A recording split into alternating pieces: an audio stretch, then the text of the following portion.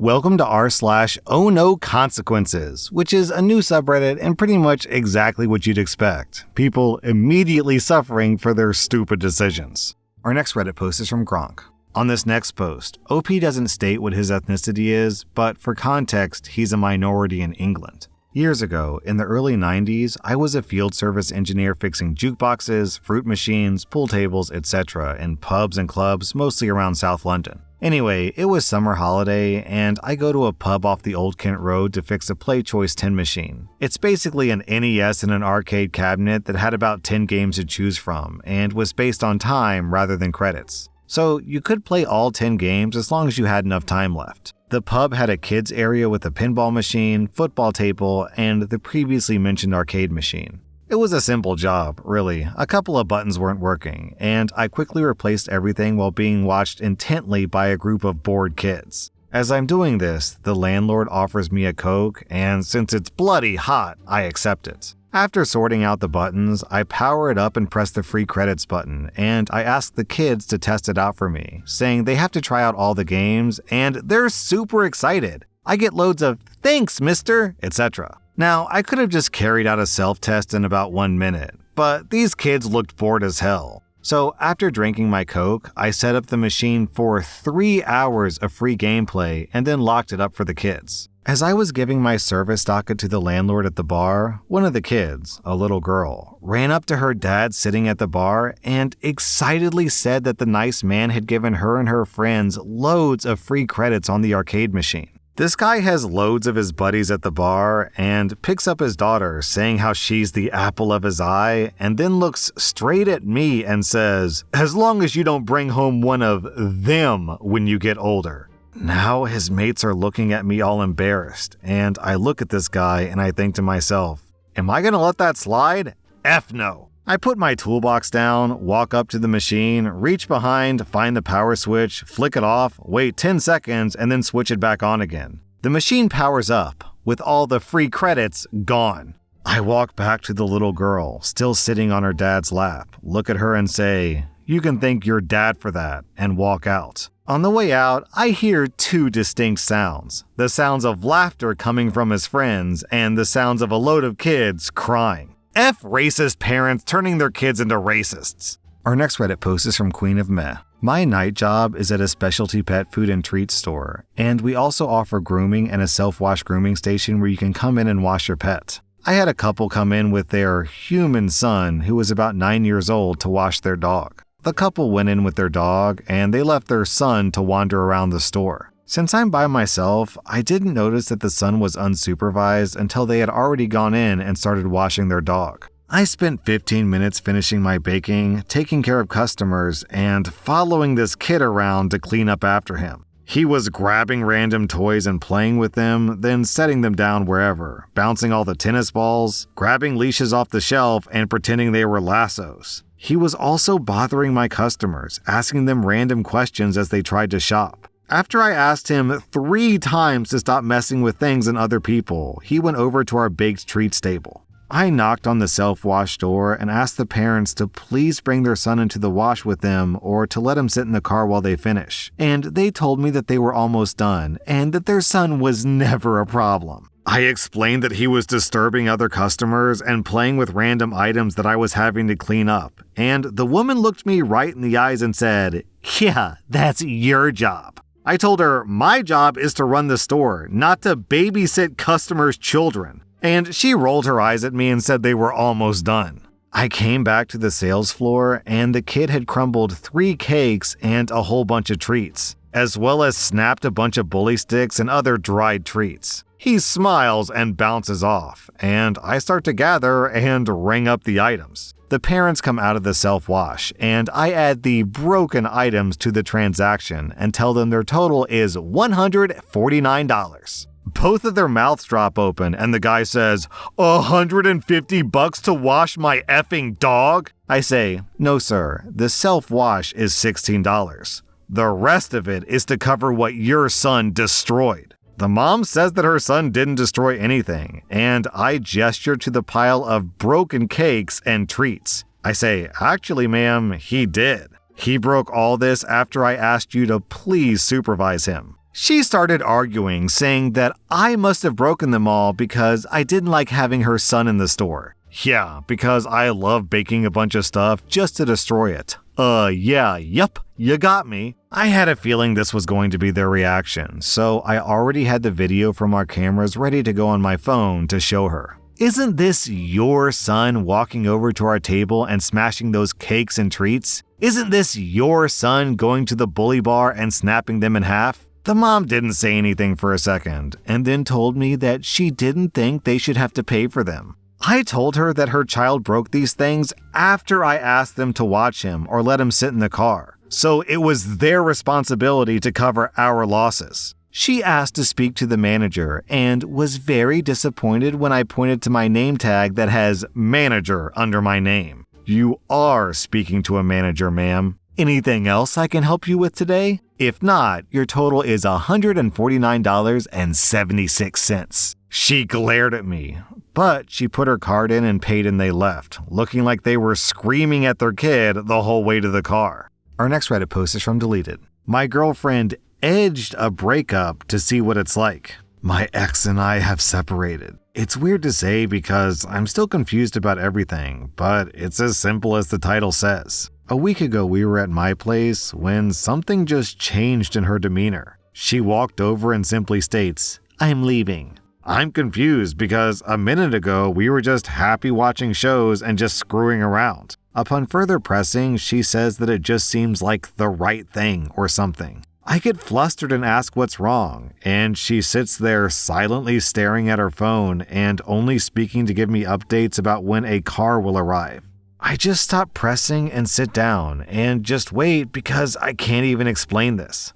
I'm not going to yell, scream, or cry. I felt the same burning hot feeling and difficulty breathing in my chest when my dog died. Like this was it, and I have no way of understanding why it's happening. All of a sudden, my girlfriend puts her phone down and exclaims that she changed her mind. I asked what that was about, and she giggles almost playfully and says she just wanted to edge a breakup. She gives me her answer, but I just end things there. She immediately regrets it, asking me to reconsider. This thing has happened before early in our relationship, and she explained that she has an impulsive habit of these types of things. I've only seen this once, and it was when she ghosted me just after we started dating. Maybe in her defense, she was on her period and was experiencing mood swings, but I sent her home and I haven't spoken to her in a week until now to get my stuff. Am I going too far? She seems distraught and hurt and genuinely meant not to have wanted that. I want her back so badly, but I don't know if I can trust her yet. It's making me sick and I miss her so much.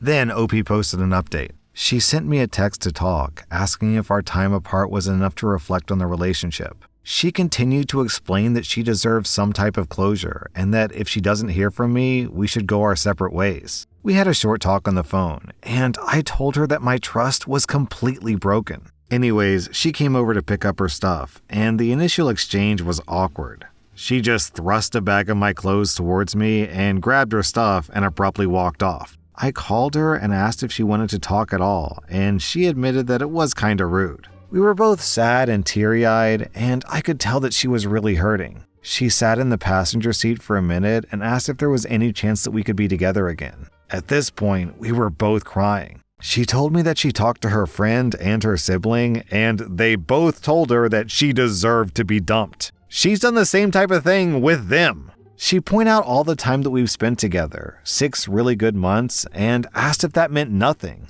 But it did. It meant everything to me. I sat there for a moment crying and just said that it can't be fixed. I told her that if I take her back, I'd be enabling that behavior. That if we were ever to reconcile, this would have to happen. Otherwise, the relationship would continue on a toxic slope, doomed to end horribly. She awkwardly asked if I really thought that she would do it again, and then she admitted that she really doesn't have much ground to stand on with that comment. We told each other that we love each other one last time, and that was it. I drove home and didn't really sleep. Yeah, OP, you made the right decision, because on top of just messing with your trust, she also intentionally hurt your feelings in a really profound way, and that's just mean. Why would you want to be with a mean person? Our next Reddit post is from Deleted. Am I the butthole for digging up my husband's past? I'm a 25-year-old woman, and I've been with my 23-year-old husband for 5 years, married for 3. He's a very quiet, reclusive guy. I can count how many friends he has on one hand, and he doesn't talk much about his childhood. I know that he has a single father who's 43 and an older half-brother who's 25. This seems to be a sort of taboo to bring up, specifically his childhood, especially during the time before he moved in with his father. I've gone to dinner at his family's place a lot, and sometimes his brother would be telling a story. He'll get briefly brought up, and then everyone will go quiet. It's bothered me for some time now, if I'm honest. I've asked so many times what happened, only for my husband to tell me that he's not ready to talk about it or dodges the subject. He's in therapy, so what's the holdup? Recently, I'd noticed some scars on his neck. He wears a lot of turtlenecks, so I rarely see or pay attention to his neck. I asked about the scars, and he dodged the questions. And it just made me want to know what happened more. It all came to a head a few days ago when I decided to take things into my own hands while my husband was on a trip for the weekend. I asked all of his friends what they knew, if he had said anything strange about his past. They said nothing. Learning this just made me want to find out more. I practically tore apart our entire house while he was gone, looking for anything at all. But I found nothing. Effing nothing. I ended up calling his father, who, after a lot of poking and prodding about the situation, spilled absolutely everything. My husband, the sweetest man alive, had been abused to the point of near death by his mother, neglected so badly that at 12 years old he was only 40 pounds, and he nearly got strangled to death by that bastard woman. That was why he got sent to his father, apparently. I felt sick. I actually couldn't believe what I'd heard. I just kind of hung up, and I cleaned the house back up, and I sat around feeling really gross. My husband, who came back a day early when his father spilled that he had told me, was furious. For the first time in our entire relationship, he screamed at me. He screamed that I was awful for digging up his past when he wasn't ready. I just kind of stood there, stunned, as he grabbed his cat and left. He's been staying with his brother since. He isn't answering my calls, nor his father's. At this rate, I'm worried that I might be getting served divorce papers. I was just curious. I didn't think it would be something that bad. Am I the butthole? This is a pretty disgusting invasion of privacy. You deserve to be dumped, OP.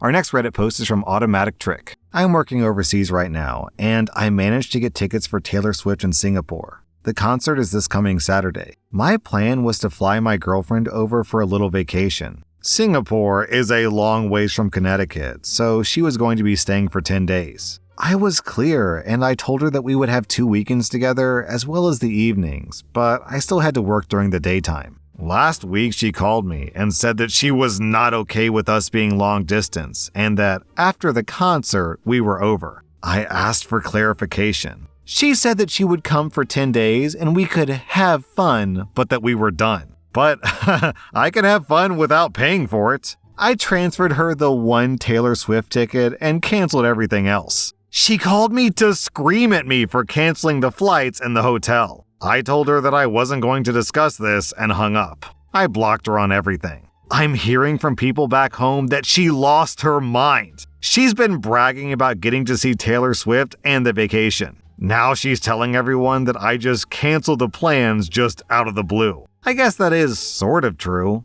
I didn't discuss it with her before I made my decision. I just did what I did. I unblocked her long enough to offer to buy the ticket back if she wasn't going to use it. That conversation was not pleasant and involved a lot of profanity. The upshot was that she would rather let the ticket go to waste than let me have it. Her friends have been defending her, calling me a butthole. My position is that I would feel like a John flying her over for fun. Down in the comments, people are asking OP why he transferred her the ticket but didn't give anything else, and OP said, "The ticket was a gift.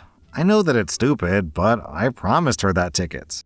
So, turns out OP actually has a moral compass, and unfortunately he was dating a gold digger, and a stupid gold digger at that.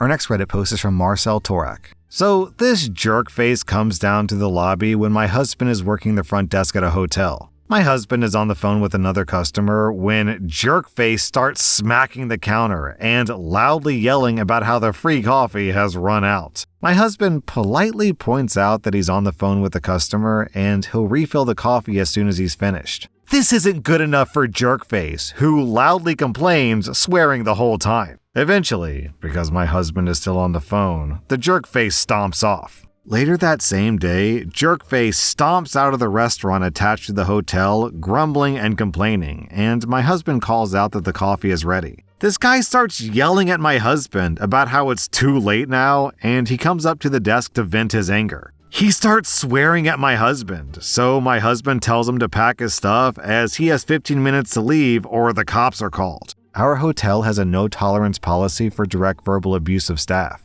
Jerkface doesn't start packing. Instead, he keeps swearing at my husband and threatening him. Just as the general manager walks out of the office, who tells Jerkface to get out or he's calling the cops. The general manager also points out, while ending Jerkface's week-long stay at the hotel, that he knows the man's boss by name, and he'll be calling this boss to make sure that Jerkface never stays at our hotel again. The general manager does indeed call the guy's boss, and is promised that Jerkface will not be coming there again. The general manager also sends the boss videos of Jerkface and his behavior, and an hour later he gets a call that Jerkface is fired because that's not how the company behaves.